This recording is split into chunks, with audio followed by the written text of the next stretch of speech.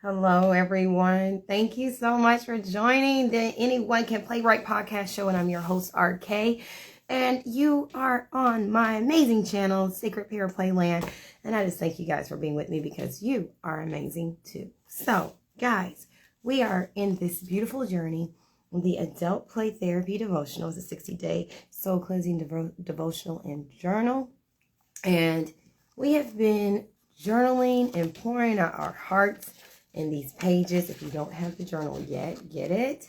You can get it on Amazon, you get an ebook form, you get it in hardback form, you get it directly from me. I'll sign it. I will put a message in there for you after we have our financial transaction, and you'll get this amazing book where you can actually store. And what makes it amazing is not because of the book itself, but because you get to pour your soul, your amazing soul, into the pages of these books, to be able to write what you feel and what you think and what you process and what your goals are and just who you are. So that's what makes it amazing. You putting yourself into these pages. All right, we are on day 25. Thank you so much for joining Coach Play. Coach Play is my husband. He's also a fitness trainer, personal trainer, a fitness instructor, personal trainer, nutritionist. Reach out to him for any of your fitness nutrition goals. You guys can be able to set up a date to meet in order, and only for the fitness, anyone thinking otherwise, fitness and nutrition, and be able to create a plan that will work for you so that you can reach your goals. All right, now let's see here. We're on day 25. Carve out time to read in the morning and or at night. You can read aloud to yourself for 10 to 30 minutes. You will be surprised how quickly you can complete a book when you are consistent. And I know this to be true, guys. I know this to be true. There was a book, the Benedict Society of Benedict. I can't remember the name. The kids are upstairs, but it's a really, really good book. It's kind of thick. It's a chapter book. And I was just like, we're not going to get this done. I'll admit it. I felt defeated. I was like, I don't know how we're going to be able to read this book. The Mysterious Benedict Society, something like that. I think that's it. Really good book. And what we did was that we just like chewed down on this book 10 minutes at a time. If we had enough time, and we did like 30 minutes. If we didn't have a lot of time, we did 2 minutes or 5 minutes. I'm so serious. We read like as many pages as we could at night, and I would be kind of tired, so sometimes you only get 2 minutes out of me. Another night you may get 30 minutes. Like, we're gonna crush this one, get 3 chapters done a night. We got done with that book in a surprising amount of time, to where like when we were done, it was like, wow, that's it. But it was good. It was good. It wasn't like that's it, like the book was crap. It was a really good book. Would totally read it again. Would recommend it for anyone else. And they have a series, so we're looking forward to getting the other books to also read. But what I'm getting at is that when you're consistent with it, you can really get that reading done in a very short amount of time, compared to just staring at the book and being like, I really want to read you, but you're such a thick book, I don't think I can get it done. Just being consistent with it. And that means reading it each night, reading it every other night, reading it 2 times in a week. Sometimes our schedules just does not permit us to read a book every single night. And sometimes we're too tired.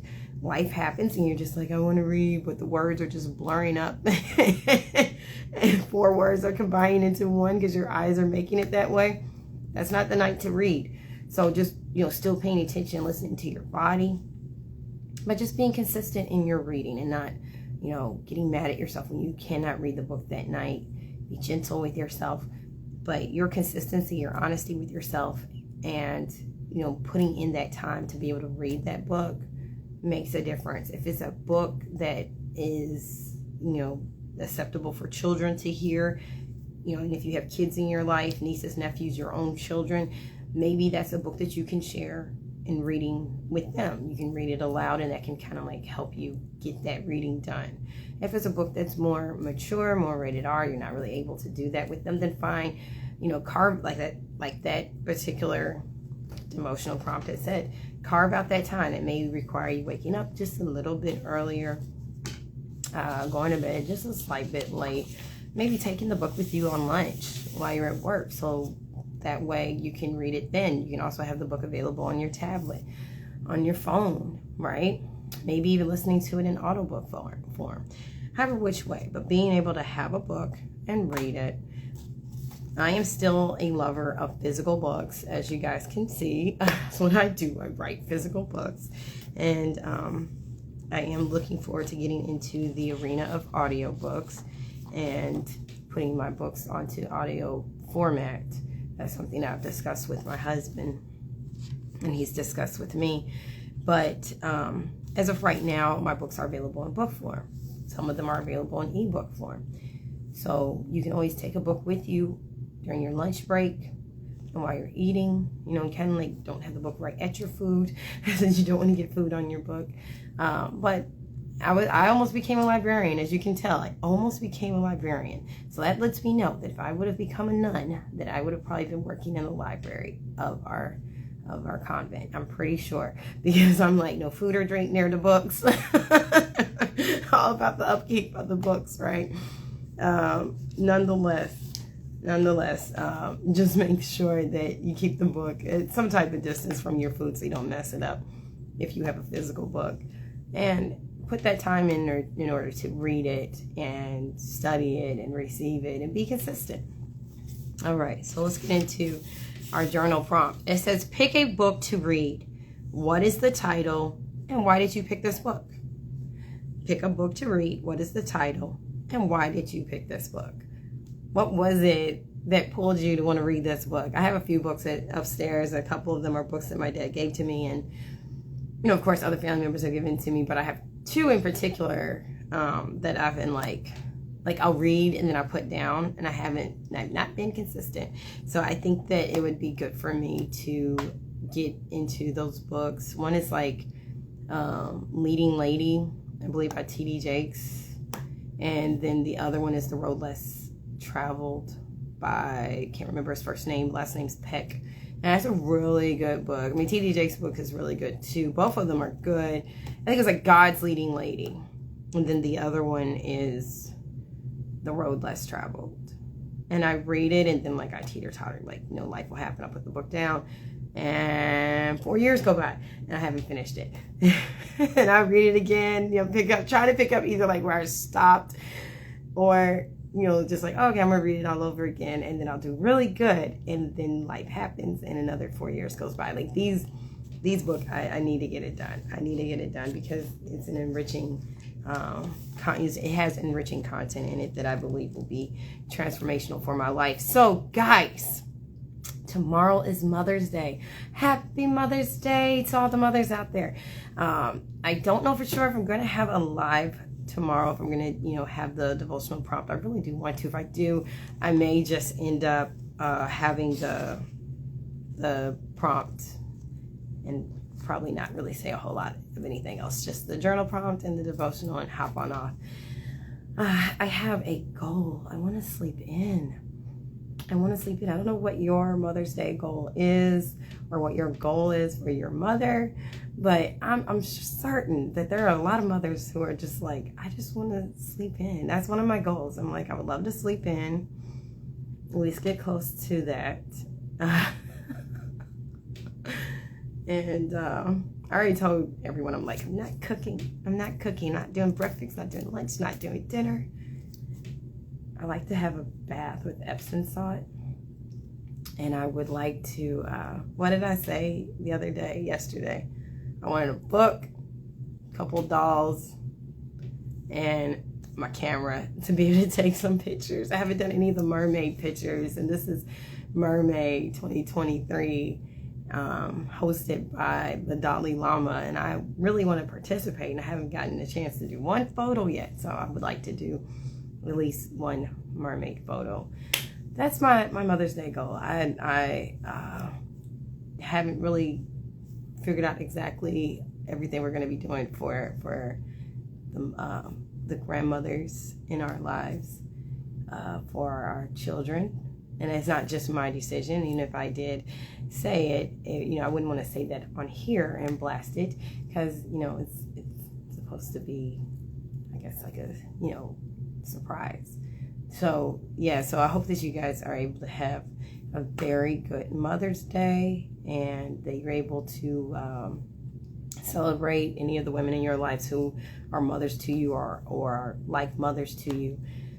And have a very, very enjoyable holiday. I know sometimes the pressure of wanting to make someone happy can be overwhelming at times. And just being honest, we have these amazing holidays, but it also comes with a lot of pressure because you're like, oh, I don't know what I should gift. I don't know what I should make food-wise. I don't know if I should make a special gift.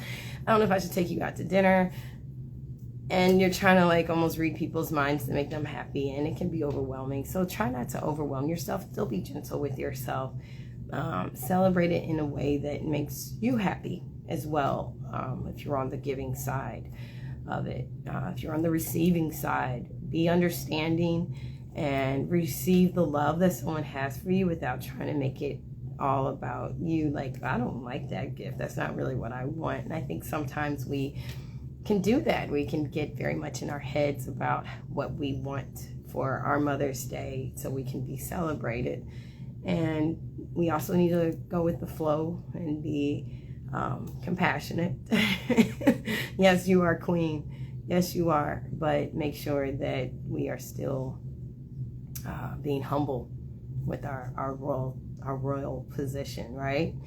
And then for those who may not have their mothers during this season, they may, their mothers may have transcended on. My prayers are with you. My heart is with you as you go through process of grieving and reliving the memories of having your mom.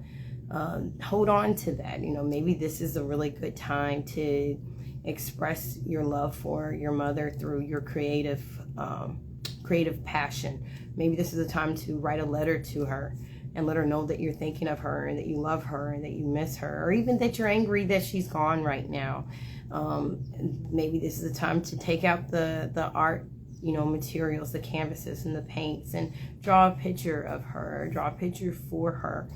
There's all different kinds of ways. If you're into doll photography or whatever type of photography that you're in, maybe this is a time to take out a doll that reminds you of your mom and do pictures if that's where you're at in your healing process. There's someone who's on this particular platform and she does that, and my heart goes out to her. I think it's just completely, and I feel that it's completely amazing that she's in a position of her life to be able to take her dolls and photograph her dolls in memory of her mom. It helps her to stay connected to the energy of who her mom is. So my hat goes off to her. It's an amazing thing that she's doing, an amazing deed. And maybe that's something that can help you in your process. Maybe you did Legos with your mom. Pull out those Legos. Maybe you did puzzles with your mom. Pull out those puzzles and just feel the energy and the love of who she is and be able to do that. Or maybe you don't have a good relationship with your mom. You guys know I love parent-child dynamics. I love mother-daughter dynamics, mother-son dynamics, because none of them are all the same. There is no cookie-cutter relationship. And we grow up seeing that on TV where, for the most part, the mother's the nurturing person. She has the posture of nourishment and love and nurturing, and that's not always the case. Some people have relationships with their moms where it's very distant, and it's always been very distant. Maybe mom favored other kids. Maybe mom was just very controlling, narcissistic. Maybe mom was very cold and shut off. Maybe that person grew up in not a nursing home, but grew up in an orphanage, or they grew up with grandparents. They grew up with aunts and uncles. They didn't grow up in your typical, TV style home, right? And quite honestly, like I shared with my children recently, sometimes the people that we see on TV didn't even grow up in homes like that. It was written in a script. And even those writers may not have grown up in those kind of settings, but they created that setting because they wanted that in their life. And so they wrote it, and then they produced, they got producers, and they have producers and this whole production, and we see it on TV and we go, wow, I wish my family was like that, and those families may not even come from those kind of backgrounds in real life. They're actors. So if we don't have that kind of pretend lifestyle that we see on TV, that's okay. That's actually quite normal. And I hope that you're still able to celebrate Mother's Day. You know, I hope that you're still able to maybe even rest in knowing that you are loved, even when you may not be receiving that love from a mother directly. And if you're a mother right now who didn't really receive the love from your mother, either because of the relationship that you had in the past and now she's no longer here, or the love or the level of relationship that you have right now, and she is still physically alive, but you just don't actually have a strong relationship, and so you're kind of having a mother on your own. My prayers and my thoughts are with you, and you're in my heart during this time, and I hope that you're able to find that love that you need for yourself within yourself, and from, number one, our source and our creator, God, and that you're able to receive the love that your household has for you, and just genuinely hold on to that, and know that it doesn't really take the relationship of your mother and you to validate you as a mom. Does that make sense? That you yourself have been doing this for however long and figuring it out, and you're doing an amazing job, especially if you don't have the mentorship of a mom in your life. So continue to move forward in that. So I just wanted to give out that encouragement that it is Mother's Day, but everyone has a different feeling for Mother's Day. Some people are extremely excited and anxious and trying to figure out what gift and how to surprise their moms. And that's an amazing thing.